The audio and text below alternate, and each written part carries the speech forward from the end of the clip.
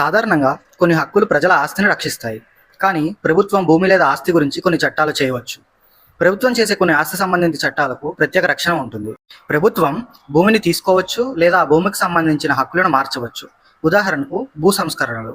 ప్రజల ప్రయోజనం కోసం లేదా సరైన నిర్వహణ కోసం అవసరమైతే ప్రభుత్వం కొంతకాలం పాటు ఆస్తిని తన నియంత్రణలోకి తీసుకుంటుంది. ప్రజల ప్రయోజనం కోసం లేదా మంచి నిర్వహణ కోసం ప్రభుత్వం 2 లేదా అంతకంటే ఎక్కువ కంపెనీలను కలుపుతుంది.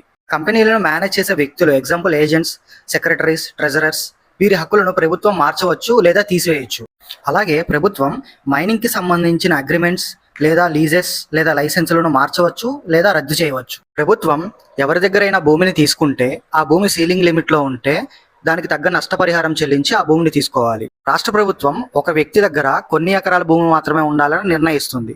దాన్నే సీలింగ్ లిమిట్ అంటారు. ఉదాహరణకు మన తెలంగాణ రాష్ట్ర ప్రభుత్వం ప్రకారం ఒక వ్యక్తి దగ్గర 10 ఎకరాల భూమి మాత్రమే ఉండాలి అనుకుంటే, ఇప్పుడు అదే వ్యక్తి దగ్గర 15 ఎకరాల భూమి ఉంటే 10 ఎకరాల భూమిని సీలింగ్ లిమిట్ అంటారు. ఇప్పుడు ప్రభుత్వం ఏదైనా అవసరాల మేరకు భూమిని సేకరించాలనుకుంటే, ఆ వ్యక్తి దగ్గర భూమిని తీసుకోవాలనుకుంటే ఆ 10 ఎకరాల భూమికి నష్టపరిహారం చెల్లించి తీసుకోవాలి. ప్రభుత్వం ఆ మిగిలిన 5 ఎకరాలు కూడా అతని దగ్గర నుంచి తీసుకోవాలి అనుకుంటే మార్కెట్ వాల్యూ కంటే తక్కువ నష్టపరిహారం చెల్లించి ప్రభుత్వం అతని దగ్గర నుంచి ఆ భూమిని తీసుకోగలదు.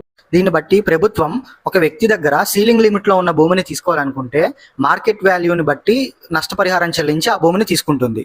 ఇప్పుడు సీలింగ్ లిమిట్ దాటి ఉన్న ఆ 5 ఎకరాలని కూడా ప్రభుత్వం తీసుకోవాలనుకుంటే మార్కెట్ వాల్యూ కంటే తక్కువ ఇచ్చి కూడా ప్రభుత్వం ఆ భూమిని తీసుకోగలదు.